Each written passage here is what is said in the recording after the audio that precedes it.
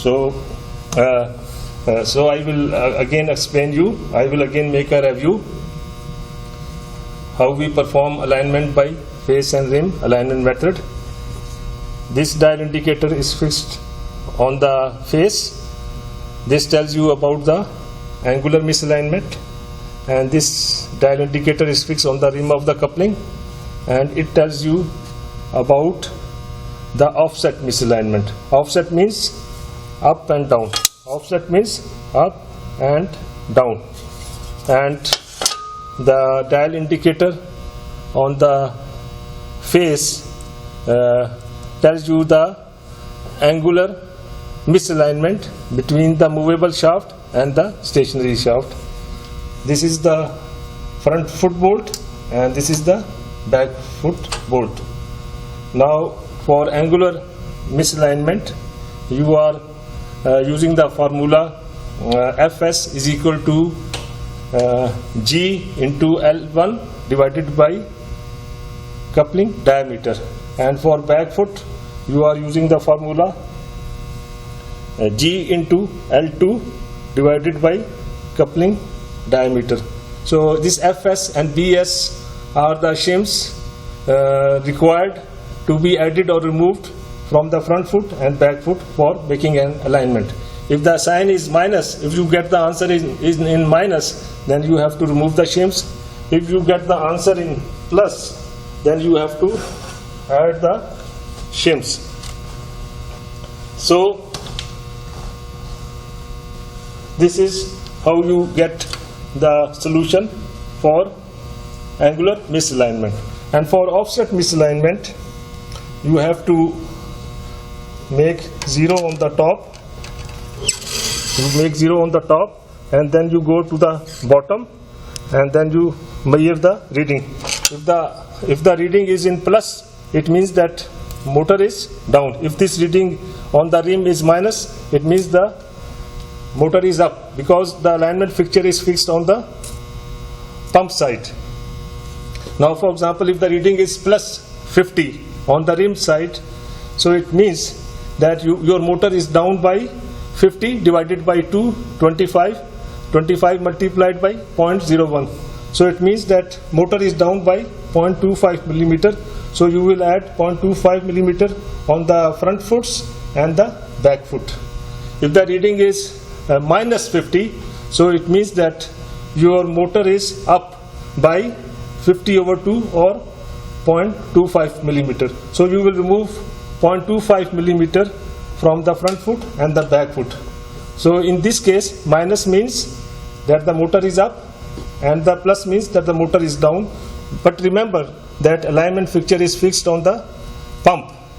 If it is fixed on the motor and we are taking reading on the pump, then the result would be opposite. Now this dial indicator is actually telling you the gap difference. You can see here, this dial indicator is fixed on the face. For angular misalignment correction, the formula is Fs is equal to L1 into G divided by coupling diameter, and Bs is equal to G into L2 divided by coupling diameter.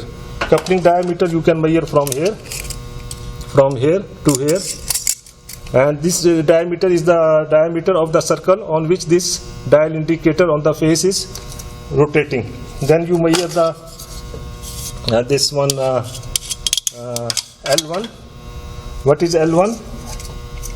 For Fs you have to multiply by L1 multiplied by angular reading divided by coupling diameter. So L1 is the distance from the face of the coupling to the center of the front foot. Now for Bs is the amount of shim to be added or removed from the back foot for angular misalignment. For Bs the formula is L2 into G divided by coupling diameter. What is G? G is the this angular reading. So for back foot or for Bs, we will measure L2, and L2 is the distance from the face of the coupling to the center of the back foot. So this was L2. So again, I will explain you. So L2 is the distance from the face of the coupling to the center of the back foot.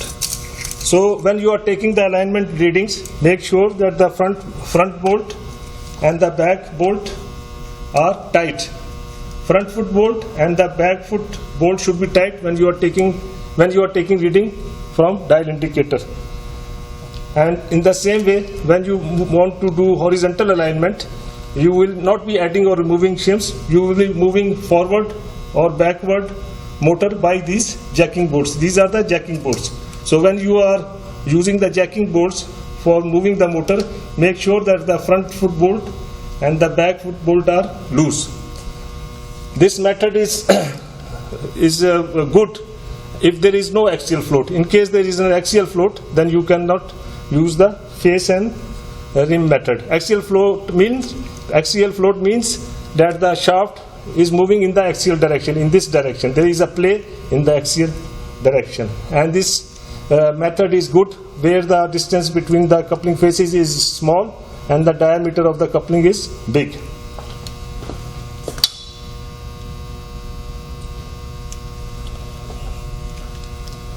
So this was all about this face and rim method. And when you are before you use this dial indicator, you will make the rough alignment, because sometimes the readings are out of the range of dial indicator. So you have to make rough alignment before you use face and rim method by dial indicator method. And before rough alignment, you have to make short foot correction.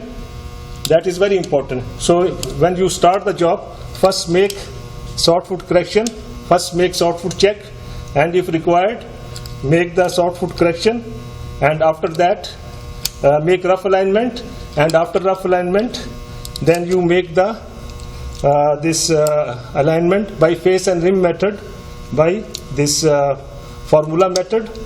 You can do this face and rim method by formula or by graph or by software.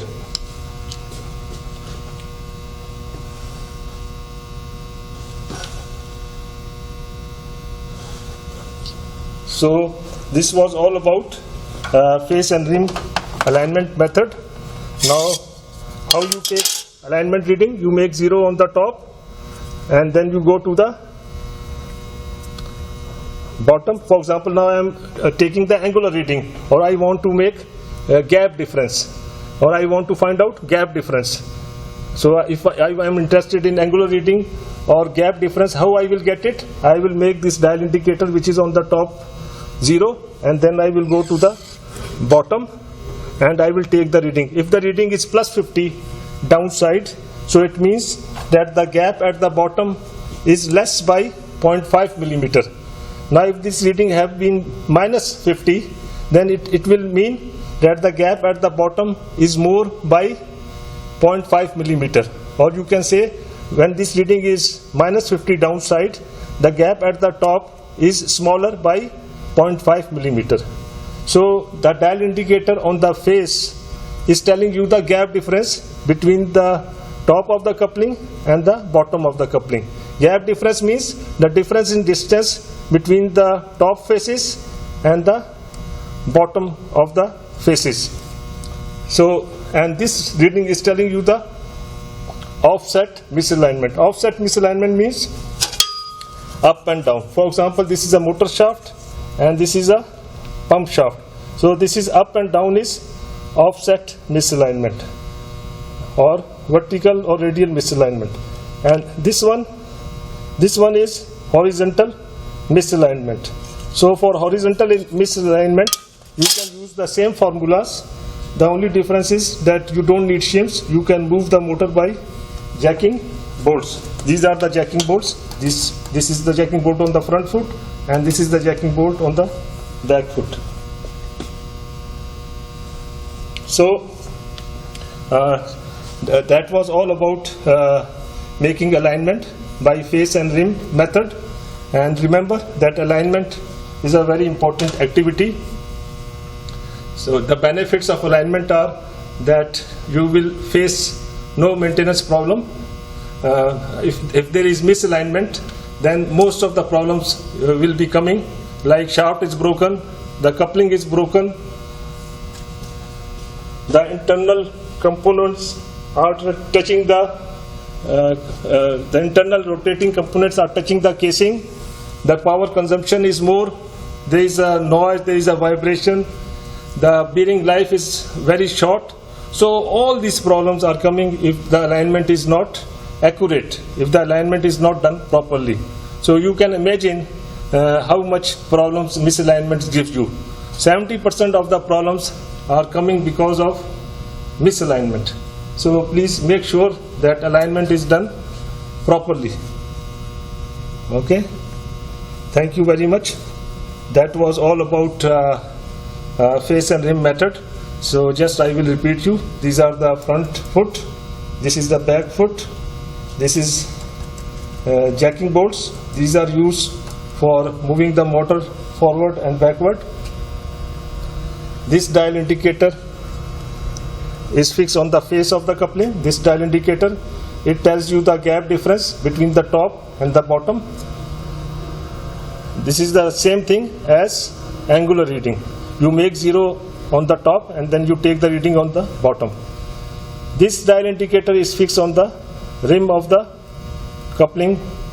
You make 0 on the top, then you go to the bottom, and this tells you the offset misalignment.